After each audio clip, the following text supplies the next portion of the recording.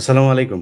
প্রিয় দর্শক, আমরা আজকে ৪ জন মোট আমি সহ আমরা একটা আলোচনায় বসছি। অত্যন্ত গুরুত্বপূর্ণ এই আলোচনা। আগামীকালকে আপনারা জানেন যে দেশে একটি অরাজকতা সৃষ্টির আ আ কর্মসূচি দেওয়া হয়েছে।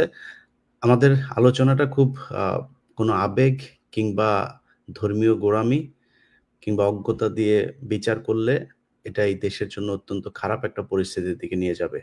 আমরা যে বিষয়টা নিয়ে কথা বলতে চাই সেটা হচ্ছে ১ম এই আপনাদেরকে বলে রাখি যে জাতিসংঘ আমাদের বাংলাদেশে যে একটা তাদের অফিস খুলতে চাচ্ছেন সেটা নিয়ে নানান ধরনের গুজব আমাদের দেশে আছে। অনেকে আমাকেও বলেছেন যে এই বিষয়টা নিয়ে আমারও কথা বলা উচিত। আমি এটার পক্ষে নাকি বিপক্ষে। আ দেখুন, আমি একটু পেছন থেকে শুরু করতে চাই। ধরেন এদেশে ব্রিটিশ আন্দোলন হয়েছে, ব্রিটিশ বিরোধীদের আন্দোলন হয়েছে। সেই ব্রিটিশ যাওয়ার পর থেকে আমাদের এই ভারত উপমহাদেশে আজ পর্যন্ত শান্তি আসে নাই। বরং ব্রিটিশরা যখন এখানে ছিল, তখন এদেশের যেসব জমিদাররা পরবর্তীতে আমাদের মুসলমানদেরকে বিভিন্ন সময়ে ৪৭ পর্যন্ত মুসলমান নিধন চলেছে এখানে। আ তারা থাকার সময়টাতে অন্তত চেষ্টা করেছে যে একটা ব্যালেন্স নিয়ে আসার জন্য। আমরা তাদেরকে থাকতে দেইনি এবং আপনি যদি ব্রিটিশ বিরোধী যে আন্দোলনগুলো দেখেন, সেই আন্দোলনগুলোর সবকটাতেই আমাদের মুসলমানদের যেই আ অবদান বলেন আর আ আমি আমার ভাষায় যদি বলি যে তাদের যেই আ আ মানে অতি উৎসাহী কার্যক্রম, সেগুলো তারা চালিয়েছে এবং চালিয়ে তারা আ বরং মুসলমানদের এই ভারত উপমহাদেশে বিপদই ডেকে এনেছেন। এরপর থেকে যা হচ্ছে সেটা আপনারা জানেন। তারপর ৭১ হয়েছে সেটা নিয়ে আলাপ নাই করলাম। আ আমাদের সবশেষ ঘটনাগুলো যদি আপনারা দেখেন ১৫ বছরের যে দুঃশাসন, সেই দুঃশাসনের মধ্যে আমরা বারবারই গিয়েছি যে উম পশ্চিমা যে দেশগুলো আছে তারা যেন আমাদের পাশে থাকে এবং তারা ছিল না বলে অনেকে তারা জানে এটা এখন ওপেন সিক্রেট যে আ জুলাই এবং আগস্টের আন্দোলনে আমাদের দেশের অ্যা সাধারণ মানুষ তারাই মূলত যুদ্ধটা করেছে, তারাই জীবন দিয়েছে। কিন্তু আমাদের পাশে যুক্তরাষ্ট্র সহ পশ্চিমারা ছিলেন। এবং সেটা থাকার কারণেই কিন্তু আমরা আজকে স্বাধীনতা পেয়েছি। এখন যদি নাকি সেই ব্রিটিশ থেকে শুরু করে ২৪ পর্যন্ত পুরো আন্দোলনের বিষয়টা দেখেন, আমরা সবসময়ই পশ্চিমাদের বিরুদ্ধে কথা বলেছি। আমি ব্যক্তিগতভাবে অনেক জায়গায় পশ্চিমাদের বিরুদ্ধে আমার অবস্থান আছে। কিন্তু আপনি জাতিসংঘের কথা যদি বলেন, আমরা তো জাতিসংঘের বাইরে না। আমরা যেকোনো বিষয় নিয়ে সেই দৌড়ে আসি মার্কিন যুক্তরাষ্ট্রের নিউ ইয়র্কের ম্যানহাটনে আসি জাতিসংঘে বিচার দেওয়ার জন্য। তারা যদি নিজস্ব কোনো প্রতিষ্ঠান যদি সেখানে থাকে আমাদের ঘরের কাছে, যাদের কাছে আমরা এর অ্যা অ্যা বিচার দিতে পারবো, বিচার চাইতে পারবো, তাহলে সমস্যা কোথায়? আমি গত ২ দিন আগে একজন আলেমের সাথে আমার একটা কথা হচ্ছিল। তিনি আমাকে আমার বেশ শেষ দিকে তাকে আমি প্রচন্ড পছন্দ করি এবং সারা জীবনই তাকে রেসপেক্ট করব। শেষ দিকে কথা হচ্ছিল যে আম আ তারা পশ্চিমাদের ইকোনমি পড়তে চায় না। তো আমি বললাম, "কোন দেশের ইকোনমি পড়বেন তাইলে আপনি? ইকোনমি তাইলে কোত্থেকে আসবে?" পশ্চিমারা আমাদের ইবনে সিনার থিওরি নেয় নাই। পশ্চিমারা আমাদের আল নাসেরের নেয় নাই। আজকের যে আধুনিক টেলিস্কোপ এটা আমার মুসলমান তৈরি করা। তো তারা তো সেটা নিয়েছে। তারা তো বলে, "না আমাদের ওইটার দরকার নেই, আমরা নতুন করে করব।" আপনি ওইটার চাইতে অন্যরকম কিছু তৈরি করেন। আপনি যখন iPhone ইউজ করেন তখন তো বলেন না যে, "না আমরা পশ্চিমাদের iPhone ইউজ করব না।" যখন Facebook টা দেখেন তখন তো বলেন না যে, "আমরা পশ্চিমাদের Facebook টা দেখব না।" সো আমি চাই চীন যেমন পুরো নিজের সবকিছু চীন Google ইউজ করে না, Facebook ইউজ করে না। সো আমরা আমাদের মধ্যে আপনি ব্যবহার করেন, আপনি তৈরি করেন, করে তারপরে বলেন যে, "ইয়েস আমরা এখন স্বয়ংসম্পূর্ণ, আমাদের আর কারোর সাহায্য দরকার নাই।" প্রতিটা মাদ্রাসা চলছে ঘুষখোর, সুদখোর সবার টাকা দিয়ে। কোনদিন জিজ্ঞেস করেন নাকি যে, "ভাই আমাদের এই টাকাটা যে আপনি দিচ্ছেন হালাল নাকি হারাম?" সেটা তো জিজ্ঞেস করেন না। পশ্চিমারা যখন সাহায্য দেয় সেটা তো নেন। এনজিওর সাহায্য দিলে তখন তো নেন। সবকিছুই চলছে। সব জায়গায় আমাদের সবকিছুই ঠিক আছে। শুধু একটা জায়গায় এসে আপনারা ধর্মীয় কিছু গোঁড়ামি প্রতিষ্ঠা করার চেষ্টা করেন। সেটা দিয়ে আমাদের দেশের সবসময় সমস্যাগুলো তৈরি হয়। তো আমাদের বাস্তবতার সাথে তাল মিলিয়ে চলতে হবে। আমি চাই এই দেশের যারা আলেম আছেন তারা তাদের নিজস্ব জ্ঞান দিয়েই আসলে আমরা যাতে পৃথিবীতে চলতে পারি, পৃথিবীর বিভিন্ন দেশের সাথে আমরা যাতে আমাদের কোনো প্রয়োজনে যাতে তাদের বিরুদ্ধে আমরা অবস্থান নিতে পারি, সেরকম সক্ষমতা আমাদের দেশের তৈরি হোক। আগামীকালকে আলেমদের একটা আ আ সমাবেশ আছে। তারা আমি আমার নিজের তথ্য আমি বলছি, এই আলেমদের ভেতরে কিছু মানুষ তারা ডিজিএফআই এর টাকা-পয়সা নিয়ে তারপরে তারা এখানে এটা করছেন দেশের ভেতরে একটা বিশৃঙ্খলা তৈরি করার জন্যে। এবং ডিজিএফআই সহ সেনাবাহিনী তাদের মূল উদ্দেশ্য হচ্ছে এইটা করার কারণ হচ্ছে যে তারা চায় না যে জাতিসংঘ এখানে সরাসরি ইন্টারফেয়ার করুক। জাতিসংঘ যদি এটা করে তাহলে তাদের যেই এই ১৫ বছরে যে গুম খুনের সাথে জড়িত ছিল, এই সেনা অফিসাররা একটাও বাঁচতে পারবেন না। এবং তারা কোন রকম বিএনপিকে ক্ষমতায় নিয়ে এসে তারপরে বিভিন্ন রাজনৈতিক দলের সাথে মিলেমিশে একটা গোঁজামিল দিয়ে বিচার করে এটা দায়সারা কাজ করে চলে যাবেন। সো আমরা চাই এটার সুষ্ঠু বিচার হোক। আর যে বিষয়টা বললাম যে আপনারা যদি আমার এই বক্তব্য শোনার পরে কেউ মনে করেন যে আমি আমেরিকার দালাল কিংবা কোনো দেশের দালাল, সেটা আপনার একান্ত ব্যাপার। আমি আমার সব কথা আমি আপনার মতো করে বলব না। আমার নিজস্ব কিছু কথাবার্তা আছে। আমি সেটা প্রতিষ্ঠা করার জন্যই এখানে কথা বলি। সো আপনাদের কাছে অনুরোধ থাকবে, বিবেক দিয়ে এটা চিন্তা করতে হবে যে আসলেই কি হচ্ছে আপনার দেশের বিরুদ্ধে। আমার এই দেশের শত্রু আমেরিকা না, আমার দেশের শত্রু ভারত। অতএব ভারতকে মোকাবেলা করতে হলে আমার বিদেশি কোনো রাষ্ট্রের সহায়তা যদি নিতে হয়, সেটা আমাদেরকে নিতে হবে। এবং তাদেরকে কারা তাড়াতে চায়, আপনাদেরকে শুধু একটা সিম্পল কথা বলে আমি আমার মূল আলোচনায় চলে যাই। আপনি বাংলাদেশের ইস্যুতে, বাংলাদেশের স্বাধীনতার ইস্যুতে 'প্রথম আলো' কি বলে সেটা খেয়াল করবেন। 'প্রথম আলো' যেটা বলবে আপনি সেটার বিরুদ্ধে অবস্থান নিবেন। ব্যাস, এই দেশের আর কোনো সমস্যা থাকবে না। এটা আগেও বলেছি, এখনো বলছি। আমরা যেদিন থাকবো না এই দেশে সেদিনও আমাদের এই কথাগুলো আপনাদের নিশ্চয়ই বারবার মনে হবে। সো এমন কোনো ভুল করা যাবে না যেন ওইদিন অনুশোচনা করতে হয়। তো আমরা মূল আলোচনায় চলে যাচ্ছি। আমি সাধারণত আমার টক শোতে অত দীর্ঘ আলোচনা আমি নিজে করি না। আ আজকে একটু শুরুটা আমাদের ঠিক টক শোর আগেই আমরা এই বিষয়গুলো নিয়ে কথা হচ্ছিল, যেই কারণে আমাদের আলোচনার বিষয়বস্তুটাও একটু ভিন্নতা পাবে। আমি যে শিরোনাম দিয়েছি সীমান্ত নিয়ে গভীর ষড়যন্ত্রের ফাঁদ, সেটা নিয়ে আলোচনা হবে এবং আগামীকালের যে অনুষ্ঠান এবং জাতিসংঘের যেই মানবাধিকার অফিস আমাদের বাংলাদেশে করতে যাচ্ছে সেটা নিয়েও কথা বলব।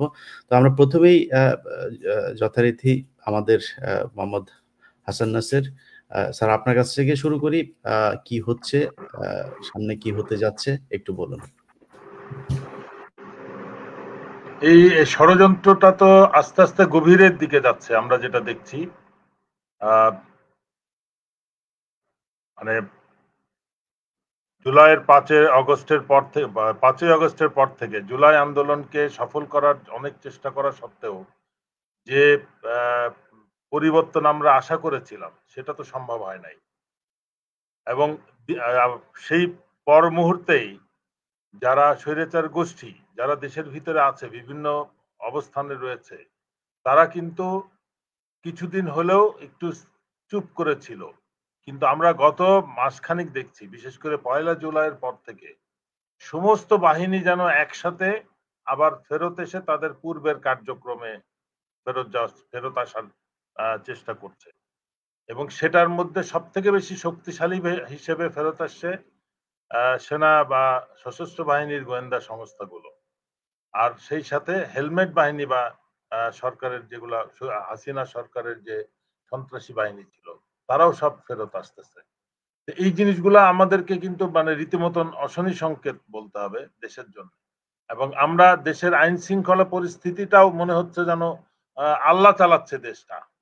এবং যেখানে ক্রাইসিস ম্যানেজমেন্ট হচ্ছে, এখানে কিন্তু কোনো প্রিভেন্টিভ কোনো অ্যারেঞ্জমেন্ট হচ্ছে না। একটা দুর্ঘটনা ঘটে গেলে আমরা দেখছি সেখানে যে বিভিন্নভাবে মানে পরিস্থিতিটাকে নিয়ন্ত্রণের চেষ্টা করা হচ্ছে। একটা সরকার তো এইভাবে চলতে পারে না। এটাই হইতে পারে ইন্টারিম গভর্নমেন্ট, কিন্তু এই গভর্নমেন্টের সরকারের জনগণের ট্যাক্সের টাকায় সমস্ত বাহিনী তাদের বেতন ভাতা সুযোগ সুবিধা সবকিছুই পাচ্ছে, কিন্তু তাদের যে কাজের যে রেজাল্টটা আউটকামটা, সেই আউটকামটা কিন্তু আমরা দেখছি না। সবার কাছে একটা এক্সকিউজ আছে, একটা দুর্ঘটনা ঘটার পরে সাথে সাথে উইদিন মিনিটস কোন রকম তদন্ত ছাড়াই কিন্তু আমরা তদন্তের পরবর্তীতে কি আসবে সেটা জেনে যাচ্ছি। এটাই কিন্তু বলে যে সমস্ত সিস্টেমটা একটা মাফিয়া তন্ত্রের ভিতরে ঢুকে গেছে এবং সেই গোষ্ঠীটাই সমস্ত কিছু মানে নিয়ন্ত্রণ করতে। এবং আলটিমেটলি জনগণ এটার প্রাইস দিচ্ছে। একটা দেশের জনগণের ট্যাক্সের টাকার প্লেন বলি, একটা ট্যাক্সের টাকায় প্রশিক্ষিত পাইলট বলি, আর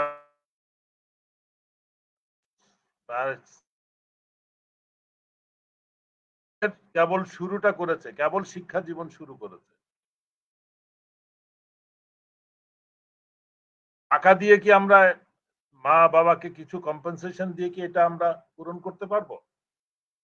কিন্তু এই ঘটনা আবার যে ঘটবে না, সেটার কিন্তু কোন রকম প্রস্তুতি আমরা দেখছি না। সশস্ত্র বাহিনীর সৈনিকরা কিন্তু অনেক ভালো কাজ করছে, উদ্ধার কার্য বলি। আমার কথা হচ্ছে সেটার আগে প্রিভেনশনের ব্যবস্থাটা আমরা করেছিলাম কিনা, সেটা হয় নাই। সশস্ত্র বাহিনী তাদের এখন অভিযোগ হচ্ছে যে তাদের সম্পর্কে কিছু বলা যাবে না। আমরা কিন্তু সশস্ত্র বাহিনীর সম্পর্কে কিছু বলি না। সশস্ত্র বাহিনীর 99.9% সিস্টেম এবং গর্ব করার মতো সমস্ত সৈনিক এবং অফিসার সব বৃন্দ, কিন্তু একটা সংখ্যা যারা এখন টপ অফ দি এশেলন আছে, যাদের নিয়ন্ত্রণে রয়েছে বাকি বাহিনী, জিম্মি বলা যেতে পারে, এবং তারা কিন্তু তাদের দুর্বলতা ঢাকার জন্য, তাদের অপরাধ কার্যক্রম ঢাকার জন্য বিভিন্ন রকম পন্থা অবলম্বন করতেছে, এবং সেটা খুব নিকৃষ্টতম পন্থা, এবং সেটা তাদের পারিবারিক পরিচয়, তাদের ব্যাকগ্রাউন্ড এগুলা শো করে যে বাংলাদেশের কি দুর্ভাগ্য যে আমরা সশস্ত্র বাহিনীতে গোয়েন্দা সংস্থায় নেতৃত্বে এমন কিছু অফিসারকে নিয়ে এসেছি যাদের পারিবারিক ব্যাকগ্রাউন্ড নিয়ে এখন প্রশ্ন উঠছে। যে আমি যদি আপনার মা বোনকে নিয়ে প্রশ্ন তুলতে পারি, আমার কি, আমি কখনো মনে করছি না যে আমার বাড়িতেও আমার মা বোন, আমার স্ত্রী, আমার মেয়ে সন্তান আছে। এই জিনিসটা কেউ রিয়েলাইজ করছে না, এবং খুব নিকৃষ্ট ভাবে তারা পার্সোনালি অ্যাটাক করতেছে। কারো সম্মান বোধে তারা কোনো প্রশ্ন তুলছে না, মানে কেয়ার করছে না যে আমি কার কতটুকু সম্মান দিতে চাই। আমার প্রশ্ন যে কারোর বিরুদ্ধে যদি আমার কোনো অভিযোগ থাকে প্রমাণ সহ, আমি বলতেছি কারোর বিরুদ্ধে আমি ভুল বলতেছি, তুমি আমাকে চ্যালেঞ্জ করো, আমাকে কোর্টে নিয়ে যাও, কিন্তু আমার নামে ফটোকার্ড বানিয়ে তো তুমি আমাকে থামাইতে পারবা না। আমার নামে প্রকৃত প্রমাণ থাকলে তোমার সমস্ত এজেন্সি তোমার কন্ট্রোলে, তুমি আদালতে বললে বিচার বন্ধ হয়ে যায়, তুমি পুলিশে বললে পুলিশ কোনো কাজ করা বন্ধ করে দেয়। কিন্তু একটা লেফটেন্যান্ট ইফতেখারের সাজানো একটা নাটক, আপনি যদি কর্নেল মুস্তাফিজের ভিডিওটা দেখে থাকেন, সে একটা পুরনো কম্পিউটার কিনতে গেছিল, সেইটাকে কিভাবে নাটক করে সমস্ত মিডিয়াতে, টেলিভিশনে, নিউজ পেপারে প্রকাশ করে একটা খুন করে, মানে দুর্নীতি করে, হাজার কোটি দুর্নীতি করে তাদের আমরা জেলে নিতে পারি নাই, কিন্তু একটা পুরনো কম্পিউটার কিনতে গেছে সে, যে বাসার থেকে 1 কিলোমিটার দূরে মিলিটারি চেকপোস্টের সামনে তাকে ডাকাত বলে ধরে তাকে রিমান্ডে নেওয়া হয়েছে 7 দিন, 10 দিন চা হয়েছে, 10 দিন 7 দিন, এবং সেটা সমস্ত মিডিয়াতে প্রচার করা হয়েছে। তা আমরা বাকি এই গুম খুনের এদেরকে দেখছি না কেন টেলিভিশনে, নিউজ পেপারে? এদের চাহিদা কেন হচ্ছে না? এদের ব্যাপারে জনগণকে জেগে উঠতে হবে। আজ বাহিনী কিন্তু তাদের ক্রিমিনালদেরকে হস্তান্তর করবে না, একজন আরেকজনকে প্রোটেকশন দিচ্ছে। আমরা এখন এমন পর্যায়ে চলে গেছি, এবং আমাদেরকে প্রতিদিন এটা বলতে হবে। আগে আমরা শিখে এসেছি যে হিটলারের একটা ইয়ে ছিল, গোয়েবলস ছিল, সে মিথ্যাকে 10 বার বলে এটাকে সত্য প্রমাণ করার চেষ্টা করত। এখন আমাদের সত্যকে প্রতিষ্ঠা করার জন্য প্রতিদিন 10 বার করে, 100 বার করে বলতে হবে, এবং সবাইকে বলতে হবে যে এই বিডিআর এর হত্যাকারীদের জেলে নাও, আটক করো, বিচার করো, গুম খুন যারা করছে এদেরকে ধরো, বিচার করো, অমক অমক অমক এদেরকে ধরো। আজকেও আমরা দেখলাম একজনের বিমান বাহিনী প্রধানের বিদেশ যাত্রা নিষেধাজ্ঞা পরিবার সহ। এই মস্করার কি মানে আমি বুঝলাম না, যে বহুদিন আগে এসে পরিবার সহ বিদেশে বসবাস করতেছে। There has to be some মানে limit to all this mockery. এই সমস্ত অর্গানাইজেশন তদন্ত করতেছে, তদন্তের এক পর্যায়ে ইন্ডিভিজুয়ালকে মেসেজ দিচ্ছে যে আমরা এমন পর্যায়ে চলে গেছি যে আপনাকে অ্যারেস্ট করতে হবে, আপনি তাড়াতাড়ি দেশ ছাড়েন, এবং তার সমস্ত ব্যাংক অ্যাকাউন্ট খালি করে দেশ ছেড়ে চলে যাচ্ছে। তারপরে নিষেধাজ্ঞা, তার বিদেশ গমনের নিষেধাজ্ঞা, তার পাসপোর্ট বাতিল, এই সমস্ত নাটক চলতেছে। পুরা বাহিনী এবং সিস্টেম, দেশ সবকিছু একটা মাফিয়া তন্ত্রের, এবং ইনক্লুডিং বিচার ব্যবস্থা মাফিয়া তন্ত্রের ভিতরে চলে গেছে। এইগুলোর থেকে বেরিয়ে না আসলে কিন্তু আমাদের এই এই দুর্ভোগটা শেষ হবে না। এই কয়দিন পর পর আম জনতা জীবন দিবে, আম জনতা আহত হবে, পঙ্গু হবে, এটার কোনো চিকিৎসা হবে না, তাদের কোনো ভবিষ্যৎ কোনো থাকবে না। তো সুতরাং আমাদের এই আন্দোলন যেটা জুলাই মাসে শুরু হয়েছিল, সেটাকে আবার কমপ্লিট করতে হবে, এবং সুষ্ঠুভাবে, নিয়ন্ত্রিত ভাবে, এটাকে ইল ডিসিপ্লিন হইতে দেওয়া যাবে না। কিন্তু এবং আমার কষ্ট হচ্ছে যে দেশকে সুষ্ঠুভাবে পরিচালনার জন্য সশস্ত্র বাহিনী একটা দৃঢ় অবস্থান গ্রহণ করে, সৎ এবং দেশপ্রেমিক অবস্থান গ্রহণ করে, সেই সশস্ত্র বাহিনীর নেতৃত্বরা এখন চরম দুর্নীতিবাজ এবং মানে অতি নিকৃষ্ট মানের পারিবারিক ব্যাকগ্রাউন্ড তারা শো করতেছে তাদের, এবং তারা মনে করতেছে যে এইভাবে তারা একজনকে সত্যি কথা বলা থেকে বন্ধ করবে। কিন্তু তারা আমাকে দুর্ভাগ্য যে এরা কেউ আমার সাথে চাকরি করে নাই, তাহলে এই দুঃসাহসটা দেখাইতো না। তারা জানতো যে আমি কোনখানে যে থামবো। আমাকে যে এইভাবে তারা কিভাবে করতে পারবে? আমাকে অ্যাটাক করা ছাড়া আর কোনো কিছু আমাকে থামাইতে পারবে না। যতভাবে চেষ্টা করে করুক, যতভাবেই আমাকে অপমানিত করার চেষ্টা করুক, দেশবাসী আমার সাথে যারা চাকরি করেছে, আমার সাথে যারা বসবাস করে, তারা আমাকে খুব ভালো জানে। ওই ফটো কার্ড দিয়ে আমার চরিত্র হনন, একবার সিআইএ, একবার র, একবার আইএসআই, একবার আরএসএ, মানে ওই রোহিঙ্গা, এই সমস্ত আমার সশস্ত্র বাহিনীর সদস্য আমার বাড়িতে ডিওএইচএসই হবে। আমি কেন বনানী থাকি এটা সবার জানার কথা, সবার কারণে আমি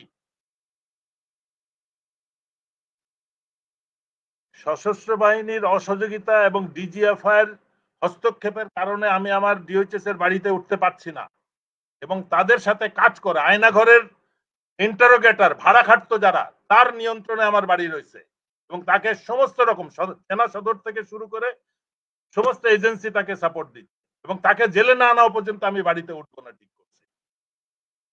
ধন্যবাদ। হাসিনুর স্যার, কি কি ষড়যন্ত্র হচ্ছে দেশ নিয়ে? আগামীকালকে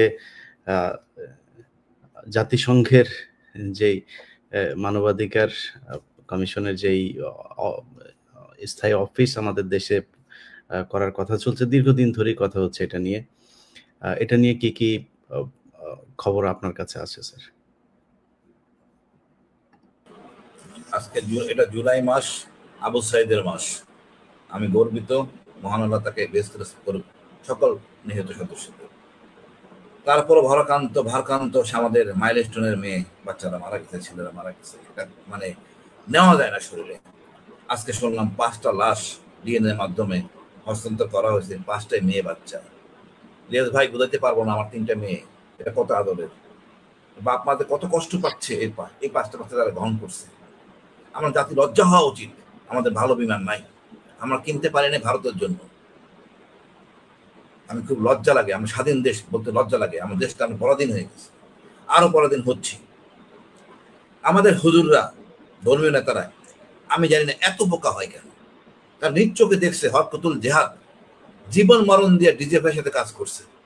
সত্য কথা, বিএনপির সময় আমি হরকতুল জেহাদের ডিভিশন কমান্ডার মালানা ইয়াহিয়াকে গ্রেফতার করছি। জেনারেল রুমি ওয়াদের ঠাকুরকে রিং করে আমার সামনে বলছে, আমাদের সোর্স হাসিনকে বলো কাজে লাগাইতে। আমি প্রকাশের নাম বলে দিলাম। এইরা কাজ করতে, কিন্তু দেখেন যখনই আওয়ামী লীগ সরকার আসলো সবগুলো ধরে জেলে পাঠানো হলো, এখন পর্যন্ত মুক্তি পায়নি। শেখ ফরিদ সালাম সাহেব মারা গেছে, এআইয়া মারা গেছে। লজ্জা, দেশের জন্য কাজ করতে দেয় তারা। আজকে আমাদের জঙ্গি বলা হয়, আমাদের রাষ্ট্র জঙ্গি ছিল না তো। জঙ্গি কে বানাইছে? জঙ্গি আমাদেরকে আমেরিকা বানাইছে আফগান যুদ্ধে। তারাই আমার প্রথম সাবাসী দিছে রাশিয়ার সাথে যুদ্ধ করো, যখন যাদের সাথে লাগছে তখন তারা আমাদেরকে জঙ্গি বানাইছে। সেই জঙ্গি তকমা আমরা এখনো খেলতেছি। শেখ হাসিনা দেশটাকে 17 বছর জঙ্গি রাষ্ট্রে পরিচালনা করছে, বলছে জঙ্গি রাষ্ট্র, এবং তাকেই দরকার। সো যেখানে সেখানে একটা পিরিয়ডিক্যাল মানে একটা সময় ব্যবধানে জঙ্গি নাটক করে। আমি আপত্তি জানাই এই জঙ্গি নাটকগুলি উন্মোচন করেন, একে খুঁজে দেখেন আসলে কি জঙ্গি ছিল। নিরীহ জনগণদের মারছেন, অন্যায়ভাবে জুলুম করছেন, হত্যা করছেন। হাসিনা আসল চেহারা দেখান। ডক্টর ইউনূসকে ওদের জঙ্গি, আসলে ডক্টর ইউনূসকে কি বলবো, জঙ্গি নাম শুনলে পরিবারে বিব্রত হয়ে যায়, আত্মীয় স্বজন দূরে সরে যায়, বাবা জঙ্গি, এই একটা পর্যায়ে গেছে। আসলে তো আমরা জঙ্গি না, হাসিনা আমাদের জঙ্গি বানাইছে। আর এই জঙ্গির জন্য আজকে এইগুলি হয়েছে। আমাদের মেজর দিয়া মেজর করছে শোক, সে কেমন জঙ্গি হয়? নামাজ পড়লে জঙ্গি হবে? আমি জানি না। গাড়ির একটা জঙ্গি হবে? টুপি পড়লে জঙ্গি হবে? এগুলি কে করছে? এগুলি ভারত করছে। ভারত আমাদের হাসিনাকে চালাইছে, তুমি এইভাবে চলো। আর আমেরিকা ওই না বুঝে শুনে তাল দিছে। আমি অনুরোধ করি একটা কমিশন করেন। আমি অনুরোধ করি আমাদের আইন মন্ত্রণালয় আছেন, নজরুল সাহেব আছেন প্রধান উপদেষ্টা, অনুগ্রহপূর্বক আপনার একটা কমিশন করেন। সেখানে ইউএস এর এবং ইউএন এর দরকার হলে ভারতের একজন প্রতিনিধি রাখেন একজন করে, তারপরে আপনারা এই কমিশন করেন। এবং গুম যে নাটক, জঙ্গি নাটকটা দেখেন, আসলে কই জঙ্গি। এখন আমাদের মেয়েরা নিকাব পরে দেখতে খারাপ লাগে, তারা এটা পছন্দ করে। আমাদের তো ধর্মীয় রিসার্চ ইনস্টিটিউট নাই, সেটা হওয়া উচিত। এক হুজুরকে পছন্দ করে না, মারামারি করে, এটা জঙ্গি না। পুরা বিশ্বে দেখেন এই যে মায়ানমারে বৌদ্ধ ধর্মের লোকরা আমাদের মুসলমানদের মানলো কি নির্মম ভাবে হত্যা করলো, তাদেরকে তো কেউ জঙ্গি বলে না। ভারতে RSS তারা আমাদের মুসলমান মারতেছে, মন্দির মসজিদগুলো ভেঙে দিচ্ছে, কেউ তো তাদেরকে জঙ্গি বলে না। ইহুদিরা আমাদের মুসলমানদের মারতেছে ফিলিস্তিনে, তাদেরকে তো আমরা জঙ্গি বলি না। তা আমাদের হুজুরদের একটা জঙ্গি কেন বলতেছেন? আমাদের জঙ্গি তো ভারত বানাইছে। এই JMB আমাদের সৃষ্টি করতে ভারত, তাদের ছিল এক্সপ্লোসিভ, লেখা ছিল মেড ইন ইন্ডিয়া। আমাদের হলুদ সাংবাদিক কেউ এটা উঠায় নাই। আমি চিৎকার করছি র্যাবে থাকতে, উঠানো হয় নাই বিষয়টা। আমি চাই যে নাটকগুলি হয়েছে এটা আমি উন্মোচন করি রাষ্ট্রের সামনে আন্তর্জাতিকভাবে। আসলে আমরা জঙ্গি কিনা, জঙ্গি রাষ্ট্র হিসাবে আমি এই দেশে বাস করতে চাই না, আমার পরিবার থাকবে না, কেন জঙ্গি রাষ্ট্রে থাকবো? আমরা শান্তিপূর্ণ জাতি, আমরা শান্তি মানে আমরা শান্তিপ্রিয় জাতি। আমাদের 12 মাসে 13 পবন বলে হয়, অর্থাৎ 13টা উৎসব আমাদের। আমরা তো জঙ্গি না, আমরা ঘর কোনো জাতি, পরিবার নিয়ে বাঁচতে চাই। যদি বিপ্লবের কথা বলেন, এই জুলাই আগস্ট আমাদের দেশে বিপ্লব, তবে আমরা ধর্মীয় উন্মাদনা পছন্দ করি না।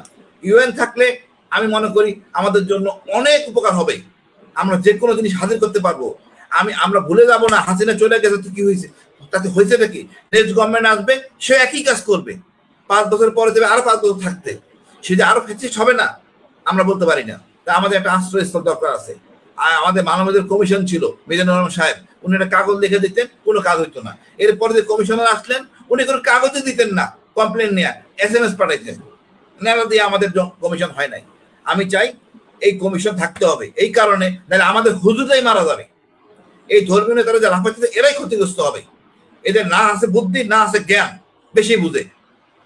অনেকে বলতেছেন সমকামী, সমকামীটা তো প্রশ্নই আসে না রে ভাই। আপনি যদি বেশ্যার কথা বলা হয়েছে অধিকার চাই, কোন একটা বেশ্যাকে জিজ্ঞেস করেন, আমি লজ্জা লাগতেছে, মেয়ে জাত, আমার দুঃখিত, লজ্জিত। তাকে যদি বলা হয় আপনি বায়োডাটা দেন, হেলথ কার্ড লাগবে, কিন্তু কখনোই নাম লিখবে না। তার তো পরিবার আছে, তার মা আছে, বাবা আছে, তার ভাই বোন বিয়ে হইতে হবে। এই যে মূল্যবোধের জায়গা, একটা গর্বের জায়গা, এটাই আমাদের নিরাপত্তা। কিন্তু দুষ্ট চরিত্রের লোক হইতে পারে, সেটা ভিন্ন ইস্যু। বাট আমজনতা আমরা এটা চাই না। এটা গর্বের জায়গা আমাদের জাতি, আমাদের নারীরা। সুতরাং ওই যে সমকামের কথা বলে UN চলে যাও, এই তকমা বাদ দেন। সত্য কথা, আপনারা বিপদে পড়বেন। আমি তো বললাম হঠাৎ কি করছে নিরীহ জনতা, এর কষ্ট পেয়ে মারা যাচ্ছে, এগুলি আর পোস্টে দেওয়া যাবে না। আমরা যদি বলি সত্য কথা, ভারতের প্রেসক্রিপশনে চললে আমরা নিজেরা কট হচ্ছি কারণ ছাড়া। আমি অনেক পড়াশোনা, অনেক কথাবার্তা বলে বাইক করলাম যে ঘটনাটা এখানে ঘটে গেছে। আমাদের হুজুররা রংলি মোটিভেটেড, এবং এদের উচিত কমিশনে কাজ করবে। আমরা অধিকার নিয়ে যাব আদালতের কাছে যে বিচার পাই নাই। তা আমাদের সবার, আমি তো চাই না পার্বত্য চট্টগ্রামে আমি অন্যায় করবো, তো ভয় কিসের আমার? আমি তো ভয় পাই না। আর উল্টা পাল্টা কথা বলতে লাভ নাই এখানে। তো সমগ্র জাতি হবে ন্যায় বিচার। আমি কোনো রাজনৈতিক দল, আমার দেশের রাজনীতি দূষিত, সোজা কথা। আমার দেশের রাজনীতি সুষ্ঠু হইতো, একটা মানদণ্ড থাকতো, দেশে কোনো সমস্যাই থাকতো না। এই রাজনীতিটা কবে সুস্থ হবে আমি জানি না, হলে এই সমস্যাগুলো থাকবে না। তবে আমাদের সেনাবাহিনী অসহায়, আমাদের গর্বের সেনাবাহিনী অসহায়। আজকে যে লাফালাফি করতেছে ওয়াকার বাঁচানোর জন্য, এটা কিছু করার ছিল না। তার স্থিতিকে বলছে ডুইট স্যার, আমরা তো কখনো না বললে অভ্যস্ত না। এই না বললে অভ্যস্ত না হতে আমাদের এই সমস্যাটা আমরা সবাই পড়ে গেছি। আমি ওইটা, তাও আমরা দেখেন, আমরা কথা হলো এই সেনাবাহিনীকে আবার নষ্ট করা হবে, যেই সরকারি আসুক। BNP বাধ্য হবে ভারতের কথা শুনতে। এখন দেখেন আমাদেরকে পেস্কিতে ফেলাইতেছে। ওই আমাদের বলা হলো ট্যাক্স বা আমেরিকা, এখন বলা হচ্ছে যে আমেরিকান প্রোডাক্ট কিনতে হবে, চায়নাটা কিনা যাবে না। আমরা কি চায়নার চাকর না আমেরিকার চাকর না পাকিস্তানের চাকর? আমরা তো নিজের পয়সায় চলি। কিন্তু একবার করিডোর, একবার এসব ফাইলেমি করার কোনো কারণ নাই। আমাদের বিচার দর জায়গা থাকবে। এই জিনিসটা যদি অন্যায় করে, আমরা ওই UN এর কাছে রিপোর্ট কমপ্লেন করতে পারবো। আমাদের ওই সচিবালয় যমুনাতে যাইতে হবে না। UN এ যদি ওই মানবাধিকার অফিসটা থাকে, যে কেউ চিঠি দিতে পারবে, ন্যায় বিচার পাবে। এই জিনিসটা মাথায় ভর্তি থাকে। আল্লাহর রাস্তে এই UN এর পেপার নিয়ে কথা বলেন না। আর আপনার মেয়ে যদি সমকামী হইতে চায়, আপনি কি ঠেকাইতে পারবেন? কোনোদিন পারবেন না। স্যার আপনি একটা জিনিস দেখেন, মানে আমরা সারাদিন আমরা যেই নিউজগুলো দেখি, আজকেও কিছুক্ষণ আগে আমি যখন টকশো করছি তখন রফিকুল ইসলাম মাদানী ভাই আমার একটা পাঠাইছে যে ভাই দেখেন সমকামিতা কোথায় হয়। এই যে এক ইয়েতে আপনার ইউনিভার্সিটিতে আপনার সেখান থেকে 4 জনকে ধরা হয়েছে, বহিষ্কার করা হয়েছে এই কারণে। বাংলাদেশে আমি সাংবাদিক হিসেবে যতটুকু আমার মানে কাছে তথ্য আছে, সবচাইতে বেশি সমকামিতা হয় হচ্ছে মিডিয়াতে। এই যে মডেল নিয়ে আসা হয় ছেলেদেরকে মডেল হিসাবে, আমি নাম বললাম না, খুব খুব রিনাউন্ড মডেল আছে বাংলাদেশের ছেলে, তাদেরকে এই সে কিন্তু সমকামী না, কিন্তু তাকে সমকামিতা করতে বাধ্য করা হয় বিভিন্ন পরিচালক, প্রযোজক এবং এইরকম বিভিন্ন লোকজন তাদেরকে সমকামিতার মধ্যে ঢুকায়। তারপরে বিভিন্ন ইউনিভার্সিটি, মাদ্রাসাতে পর্যন্ত। তো আপনি যদি মনে করেন যে জাতিসংঘ আমাদেরকে এসে এখন সমকামী বানাবে, সমকামিতা শিখাবে, এই যে সমকামিতা চলছিল এগুলো কে শিখিয়েছে? তখন তো ছিল না। কারণ আপনার ভাই, আপনি পরিবার থেকে এই শিক্ষা দিতে হবে যে আপনার সন্তান সমকামী হবে, লেসবিয়ান হবে, গে হবে, কি হবে সেটা একমাত্র আপনি সেটা ঠিক করবেন। আপনি যদি ঠিক করতে না পারেন সেটা আপনার সমস্যা, সেটা জাতিসংঘের সমস্যা না। কিন্তু আমরা জাতিসংঘের বিষয়ে যে বিষয়টা যে আমাদেরকে, আপনি এককভাবে যদি নাকি কিছু করতে পারেন আমি স্যালুট করি, যে করতে পারবে সেটা মাদ্রাসার হুজুররা করুক আর বুয়েটের কেউ করুক, কোনো পলিটিশিয়ান করুক, যে করে। আমরা পৃথিবীর কোনো দেশের কাছ থেকে কোনো সাহায্য নিব না, কোনো তাদের সাথে কোনো সম্পর্ক না, আমরা এককভাবে স্বয়ংসম্পূর্ণ। আপনি করেন, উত্তর কোরিয়া তো তাদের ওইখানে কারোর কোনো পাত্তা দেয় না, যা মনে চায় তাই করে, স্বয়ংসম্পূর্ণ হন। যে বলেন যে হ্যাঁ আমার এইখানে কেউ অ্যাটাক করতে পারবে না, আমার দেশ আবার 15 বছর ধরে কোনো দেশের এই অধীনে এইভাবে থাকবে না। সো আমরা তখন আপনাদের সাথে থাকবো। কিন্তু আমি মনে করি যে বাংলাদেশ এখনো 2 টাকার দরকার হলে বিশ্ব ব্যাংকের কাছে যায়। আমরা আফগানিস্তানেও দেখেছি যে যারা প্রচন্ড আমেরিকা বিরোধী, না পারে প্লেনের বিমানের চাকায় ধরে তারপরে দৌড় দেয়। সেই প্লেনের চিত্র তো আমাদের এখনো মনে আছে। তো সারাদিন আমেরিকার বিরুদ্ধে কথা বলে আমেরিকার ভিসার জন্য যদি বলে আজকে যে বাংলাদেশের সবাইকে ভিসা দেওয়া হবে, একজনও বাদ থাকবে না, সব চলে যাবে এমবাসিতে। ইলিয়াস ভাই, যদি আমেরিকার অ্যাম্বাসেডার একটা রেসকোর্স ময়দানে যায় আর দেখেন বিএনপি দ্বারা জামাত দ্বারায় যে আমেরিকান অ্যাম্বাসেডার কাছে যে আসবে তার বেশি ভিসা দেওয়া হবে, ওই লোক থাকবে না তো একটা এমন দুর্ভাগ্য। ইলিয়াস ভাই, আমাদের মিলিটারি অফিসার গর্বের সহিত আমার বলতেছে স্যার আমার বাচ্চাটা এবার আমেরিকা হবে, মানে বাচ্চাটা কনসিভ করার পর বেড়াইতে গেছে, ওইখানে মানে বাচ্চা হয়েছে, এমন সে গর্ব করে বলে আমার বাচ্চা আমেরিকা আছে। অনেকে আমরা সবাই জানি কতটা নিচে আমরা, এরা আমার দেশপ্রেমিক। এদের আমি এই জন্য বলি, যাদের বাচ্চা কাচ্চা বিদেশে পড়াশোনা করে, হায়ার স্টাডিজ বাদে বা বিদেশে থাকে, এদেরকে সেনাবাহিনী জেনারেল বানানো যাবে না। সেনাবাহিনী জেনারেল এই দেশের শিক্ষা ব্যবস্থা গ্রহণ করবে, তার বাচ্চা কাচ্চা এই দেশে পড়াশোনা করবে, এই দেশের জনগণের সাথে থাকবে, এটাই সে উন্নতি করবে। সবকিছু বিদেশে মানে পশ্চিমে চলে, সব পশ্চিমে চলে, খালি ওনাদেরকে এখন বানায় ফেলবে এই জন্য। সো এই আমেরিকান প্রথম আলোর এই ন্যারেটিভ থেকে আমাদের বের হয়ে আসতে হবে। যাই হোক, আমাদের সীমান্ত নিয়ে বিশেষ করে আমাদের আজকের আলোচনার যে মূল অংশটা ছিল সেটা নিয়ে কথা বলবেন মেজর রেজাউল হান্নান শাহীন স্যার। আপনার কাছে প্রশ্ন যে আমাদের এই দেশটা একদম 3 দিক থেকে ভারত ঘিরে রেখেছে, আমাদের সীমান্ত একটা বিশাল বড় ব্যাপার। আমরা 2 দিন আগে বিমান বিধ্বস্তের ঘটনা দেখেছি এবং আমাদের বিমান বাহিনীর যে দুর্বলতা সেটা এখন আমাদের পার্শ্ববর্তী সব দেশই জানে, সবচেয়ে বেশি ভারতই জানে। সো আমাদের সক্ষমতা কতটুকু এটা আমরা জানি। মূল শক্তি আমাদের যেটা, সেটা হচ্ছে আমাদের বিডিআর। সেই বিডিআর এর বর্তমান অবস্থা কি এবং আমাদের সীমান্ত কি কোনো ধরনের নিরাপত্তা ঝুঁকিতে আছে কিনা? ইলিয়াস ভাই, আপনাকে ধন্যবাদ এবং এই অনুষ্ঠান যারা দেখছেন এবং শুনছেন এবং দেখবেন, আসসালামু আলাইকুম। শুরুতেই আমি অন্য প্রসঙ্গে জাস্ট একটা লাইন বলতে চাই। এই যে মাইলস্টোনে যে প্লেন ক্র্যাশটা হলো, এখানে আমরা সবাই দেখেছি যে আমাদের সেনাবাহিনীর সৈনিকরা, জুনিয়র অফিসাররা, ডিসিওরা কিভাবে কাজ করেছে। সৈনিকরা তাদের গায়ের ইউনিফর্ম খুলে দিয়ে অন্যদের লাশ ঢেকে দিয়েছে, সম্মান রক্ষা করেছে। আমি একটা সৈনিককেও দেখি নাই যে সে এই উদ্ধার কাজে জড়িত নাই। অনেকে তো সেলফি তুলছিলেন, অনেকে ছবি তুলছিলেন, অনেকে দেখছিলেন, বাট আমার প্রত্যেকটা সৈনিক, প্রত্যেকটা জুনিয়র অফিসার। তো এটাই হলো আমার দেশের সেনাবাহিনীর, এটাই হলো প্রকৃত চিত্র, আমার সৈনিকের প্রকৃত চিত্র। এদেরকে নিয়ে আমরা গর্ববোধ করি, এদের জন্য আপনারা দোয়া করবেন। এবং সেনাবাহিনীর কমান্ডে যারা আছেন তাদের কাছে আমার অনুরোধ, এই আপনাদের অল্প কিছু মানুষের দুর্নীতি এবং অপরাধের কারণে এই বিশাল সেনাবাহিনীর এই হাজারো সৈনিকের, আমাদের পুরা সেনাবাহিনীটাই প্রায় 1 বছর হয়ে গেল এরা ক্যান্টনমেন্টের বাইরে আছে। এরা এদের এই আত্মত্যাগ গুলা, এদের কষ্টগুলা যেন ম্লান না হয়ে যায়। দ্বিতীয়ত আর একটা ছোট পয়েন্ট বলবো, তাসনুবা মাহা, উনি ওনার হাজবেন্ড ক্যাপ্টেন তানভীর বিডিআর হত্যাকাণ্ডে শহীদ হয়েছিলেন। ভাবির অপরাধ, ভাবি এখনো তার স্বামীর লাশটা পান নাই। তার অন্য মানুষের লাশ দিয়ে ভাবিকে বুঝাই দেওয়ার জন্য অনেক চেষ্টা করা হয়েছে, বাট ভাবি রাজি হন নাই। কারণ ভাবি এখনো তার স্বামীর লাশ খুঁজে বেড়াচ্ছেন। ভাবি তার স্বামীর হত্যাকারীদের বিচার চাচ্ছেন, তাকে কোনোভাবে কোনো কিছু দিয়ে কম্প্রোমাইজ ভাবি করবেন না, ভাবি বিচার চাচ্ছেনই। ভাবিকে কোনোভাবেই বসে আনা যাচ্ছে না, যে কারণ ভাবি এগুলো কোনো কিছু নিয়ে কম্প্রোমাইজ করবেন না, ভাবি এই কারণেই একটা বড় অংশ দেখছি, এবং আমি সন্দেহ করছি এটা গোয়েন্দা সংস্থা, যে ভাবির চরিত্র হানির পেছনে লেগে গেছে, বিভিন্ন ভাবে ভাবির চরিত্র নিয়েও কথা বলা শুরু করেছে। তো আমি আমার গোয়েন্দা সংস্থার সকলকে বলছি, উনি আমাদের একজন শহীদ ভাবি, সম্মানিত ভাবি, ভাবির সম্মান রক্ষা করা আমাদের দায়িত্ব। আর যদি মনে করেন যে আপনারা গোয়েন্দা সংস্থারা এটা করছেন না, তবে কারা করছে সেটা বের করেন, তাদেরকে সামনে নিয়ে আসেন। মেজর জিয়া যে বরখাস্ত এখন দেশে পালিয়ে আছে মৃত্যুদণ্ড মাথায় নিয়ে, এটা একটা জঙ্গি নাটক, এটা তো আমরা সবাই জানি যে বিগত রেজিমে কিভাবে জঙ্গি নাটক হয়েছে। এবং শুধু এই জিয়া না, এই জঙ্গি নাটক সাজিয়ে প্রায় 64 জন, 64, 60 থেকে 70, আমার জানার মতো একটা ফিগার 64 অফিসারকে বিভিন্নভাবে ভিক্টিমাইজ করা হয়েছে। তো আমি আমার অথরিটিকে, আমি আইন মন্ত্রণালয়, স্বরাষ্ট্র মন্ত্রণালয় এবং প্রতিরক্ষা মন্ত্রণালয়, আমার সশস্ত্র বাহিনী সকলকে অনুরোধ করব, এই পুরনো এই জঙ্গি নাটকের এই কেসগুলো নতুন করে রিওপেন করেন। জিয়ার মায়ের কান্না, জিয়া এর আম্মা একটা অনুষ্ঠানে এসে কান্নাকাটি করতে করতে বলছিলেন যে অনেক বছর হয়ে গেল আমি আমার ছেলেকে দেখি না।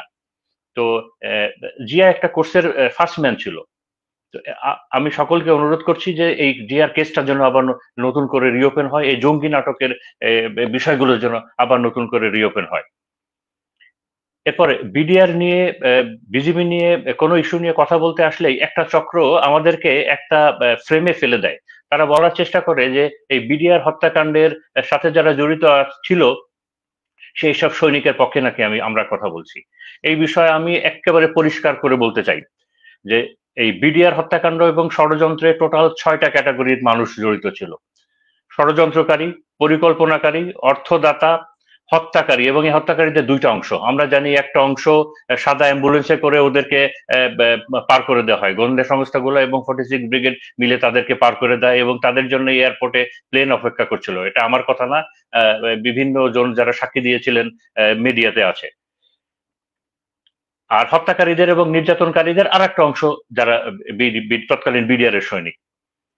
এরপরে হলো তার সহায়তাকারী, এবং এরপরে যারা এই পুরা বিডিআর এর হত্যাকাণ্ডকে কাভার আপ করেছে, সাক্ষী সবুত প্রমাণ সব নষ্ট করেছে এবং এই ঘটনাগুলোকে অন্য দিকে নিয়ে গেছে। এই 6 ক্যাটাগরির সকলের আমি দৃষ্টান্তমূলক শাস্তি চাই। এই 6 ক্যাটাগরির সকলের আমি দৃষ্টান্তমূলক শাস্তি চাই। কিন্তু আমরা দেখতে পাচ্ছি কি যে এই শুধুমাত্র একটা ক্যাটাগরি বাদে বাকি সবাই এক হয়েছে, এবং তারা একটা ন্যারেটিভ দাঁড় করাচ্ছে যে সম্পূর্ণ ঘটনার জন্য শুধুমাত্র বিডিআর সৈনিকরা দায়ী। তাহলে বাকি 5 ক্যাটাগরি গেল কোথায়? এবং তারা আরেকটা বিষয়ে বলার চেষ্টা করছে যে এই শেখ হাসিনার আমলে যে ইনকোয়ারিটা হয়েছে এবং যে বিচারটা হয়েছে ওটাই নাকি ফাইনাল। তো এই বিষয়ের আমরা তীব্র প্রতিবাদ জানাচ্ছি, এবং আমার ভাইয়ের রক্তে, আমার মানে ভাইয়ের রক্তের 57 জন শহীদ, তাদের বিচার চাই আমি। এবার আমি বিডিআর নিয়ে কথা বলি। আগে তো ছিল ইপিআর, পরে তো বিডিআর হলো, এখন বিজিবি। এই অনুষ্ঠান যারা শুনছেন তাদের শুধু জানার জন্য বলি, দেখেন বিজিবি হলো বাংলাদেশের 230 বছরের সব থেকে পুরনো অর্গানাইজেশন। বাংলাদেশের প্রতিষ্ঠান হিসেবে এত পুরনো প্রতিষ্ঠান আর নেই। এই এর ইতিহাস এত রিচ বিডিআর এর। মহান মুক্তিযুদ্ধে বিডিআর এর অবদান হলো অপরিসীম। আপনারা অনেকেই হয়তো জানেন না যে এই বিডিআর থেকে, তৎকালীন ইপিআর থেকে 817 জন শহীদ হয়েছিলেন এই মহান মুক্তিযুদ্ধে। বিডিআর থেকে 2 জন বীর শ্রেষ্ঠ আছে, 119 জন পদক মানে গ্যালেন্টারি অ্যাওয়ার্ড পাওয়া সৈনিক আছে এই বিডিআর এ। আপনারা কি এখন তো প্রায় দেখা যায় গত 15 বছরে যে সীমান্তে প্রতিনিয়ত প্রায় হত্যা হয়, পুশিন হয়, ফেলানির লাশ ঝুলতে থাকে। 2009 সালের আগের বিডিআর এর আপনারা একটু আপনাদের মেমোরিটা একটু চিন্তা করে দেখেন তো, সংবাদ মিডিয়াতে খুঁজে দেখেন তো যে 2000 স্বাধীনতার পর থেকে 2009 পর্যন্ত সীমান্তে হত্যাকাণ্ড হয়েছে কিনা, হলে কত কিভাবে হয়েছে, দেখবেন হয়নি। কারণ সেই সময়কার বিডিআর দেশপ্রেমিক ছিল, সাহসী ছিল এবং তারা পেশাদার ছিল। আমাদের এই উপমহাদেশে যতগুলো বর্ডার গার্ডিং ফোর্স আছে, আমাদের বিজিবি কিংবা বিএসএফ, পাকিস্তানের, মায়ানমারের, চায়নার, সব থেকে সাহসী, দেশপ্রেমিক এবং প্রফেশনাল ফোর্স ছিল হলো বিডিআর। আমি শুধু তাদের পুরনো একটা ঘটনা বলে শেষ করব। সিলেটের পদুয়াতে বিএসএফ যখন মার খাওয়ার পরে তারা আমাদের যে রৌমারী যুদ্ধের কথা জানেন, রৌমারী বড়ইবাড়ি কুড়িগ্রামের এই এলাকাটা, এই গ্রামটা দখল করার জন্য গ্রামবাসীর ভাষ্য মতে প্রায় 300 থেকে 400 ইন্ডিয়ান বিএসএফ এর সৈনিকরা এই গ্রামবাসীটা রাতের অন্ধকারে ঘিরে ফেলে। ওইখানে একটা বিওপি ছিল, বড়াইবাড়ি বিওপি।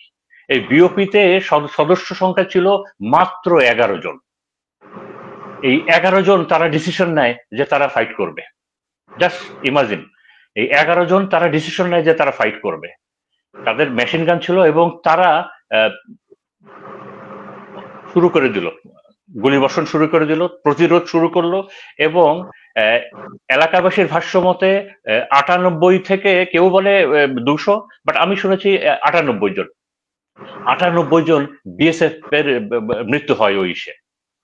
এই বিডিআর এর ওই 11 জনের বীরত্ব দেখে গ্রামবাসীরাও তাদের সাথে যোগ দেয় এবং আমাদের ভারতের বিএসএফ এবং ভারতের যে বাহিনীটা ছিল তারা শোচনীয়ভাবে পরাজয় বরণ করে। আমাদের বিডিআর এর 11 জনের ভিতরে 3 জন শহীদ হন। অনেকে, আমার খুব কষ্ট লাগে যে অনেকেই, বিশেষ করে সেই সময় যারা পিলখানায় ছিলেন, হেডকোয়ার্টারে ছিলেন, তারা আবার এইটার ক্রেডিট নেওয়ার চেষ্টা করে। তো আমি মনে মনে ভাবি যে ওই 2000 সালে যখন এই ঘটনাটা হয়, যে তখন তো মোবাইলেরও ব্যবহার ছিল না। তো সীমান্তে হলো যুদ্ধ, ওই পিলখানা হেডকোয়ার্টারের কমান্ডেশনে যারা ছিলেন তারা কিভাবে এটার ক্রেডিট নেওয়ার চেষ্টা করে। তো এখন আমি বর্তমানে ফেরত আসি।